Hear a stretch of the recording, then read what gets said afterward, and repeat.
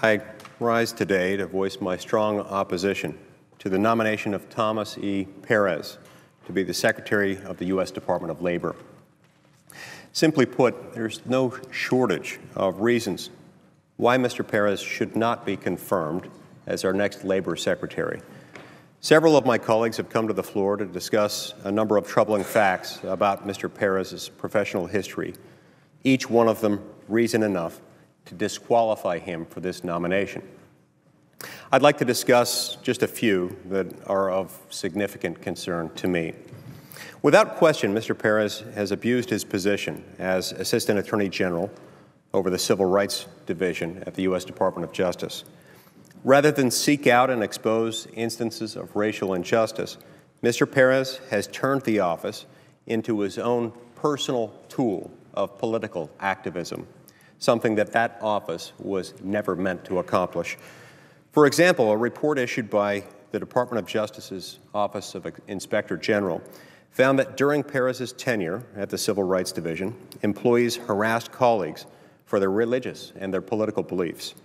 And despite having little, if any, evidence of racial discrimination, Mr. Perez has repeatedly opposed efforts by states to ensure the integrity of elections.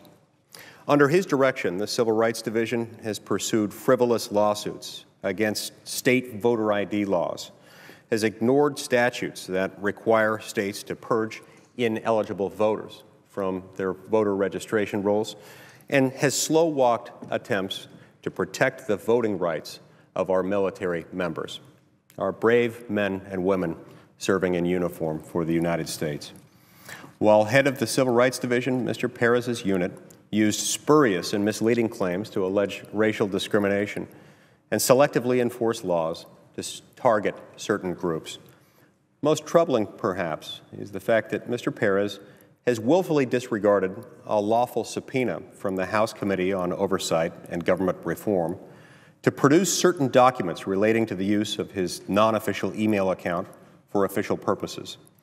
According to the chairman of that committee, quote, Mr. Perez has not produced a single document responsive to the committee's subpoena and remains non-compliant, close quote. At a minimum, this is a basic violation of the rule of law, and it impedes a fundamental function of the legislative branch to provide oversight of the administration.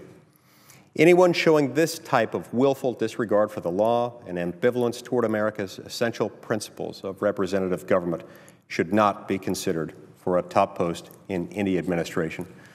I therefore, Mr. President, strongly advise my colleagues not to support this nominee and to raise similar objections whenever someone comes up and is nominated by this president or any president who possesses and displays these characteristics that are so troubling. Thank you, Mr. President.